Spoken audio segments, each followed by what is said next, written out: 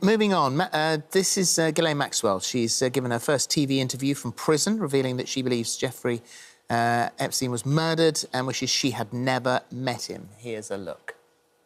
I don't believe that. I don't believe it's real for a second. In fact, I'm sure it's not. Well, there's never been an original. And further, there's no photograph. And I've only ever seen a photocopy of it. I believe that he was murdered. Well, I was shocked. And I wondered how it had happened. Because as far as I was concerned, he was going to... I was sure he was going to appeal. So, what did you think? I have a starting point for this, which is you don't give a platform to convicted sex abusers or traffickers.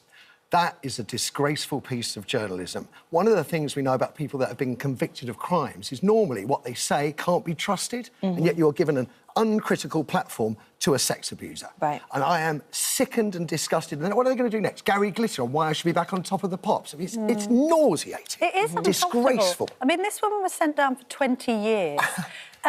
She was up close and personal to Jeffrey Epstein throughout the entire period of his criminality. I suppose it makes for an interesting newsline to suggest he's murdered in his prison cell. She's not the first person to say that. Why give her the platform? Yeah, it seems odd. It was kind of like a... Also, that was done in a whole package. So I think a journalist in America has conducted those interviews, and then the Mail on Sunday had some of it, the Sun on Sunday had some of it, now Talk TV's got some of it. And I agree, all of it just... Why are we meant to be taking anything this woman says at all at face value?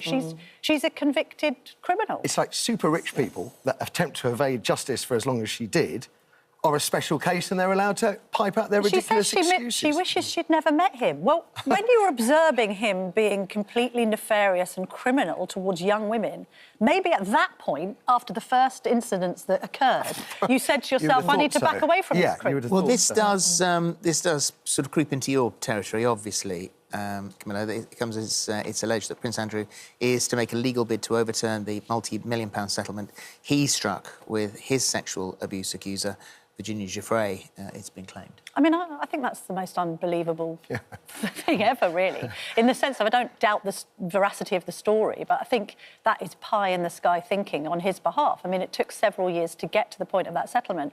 I think that there is some legal advice that suggests because she settled out of court a case with somebody else, Alan Dershowitz, Epstein's lawyer, that somehow that gives the Duke of York some kind of reprieve to get back to that settlement and change it. There's also the spectre of the gagging clause that was imposed on her after they signed that. It wasn't 12 million, I believe it was about £9 million settlement that she is allowed now to talk about the case, perhaps. I mean, I just think what's happened. The settlement is the settlement. He may want to try and repair his public image, but that's really up to the public to decide whether they want him to be public-facing, and frankly, they don't. Matthew? Completely agree. It's nice to have an agreement. I mean, what is happening this morning? I mean, I find the fact that just as your point about Ghislaine going back to Epstein, and then you think, well, Prince Andrew went back to Epstein's house after his conviction and maintained this friendship. Well, many people did as well. There are other VIPs. There's a spread in the Mail about somebody from Barclays doing that. I mean, I just think the damage has been done. Also, in the interview with Maxwell, there's no apology or sense of empathy or sympathy with any of his victims. No. No.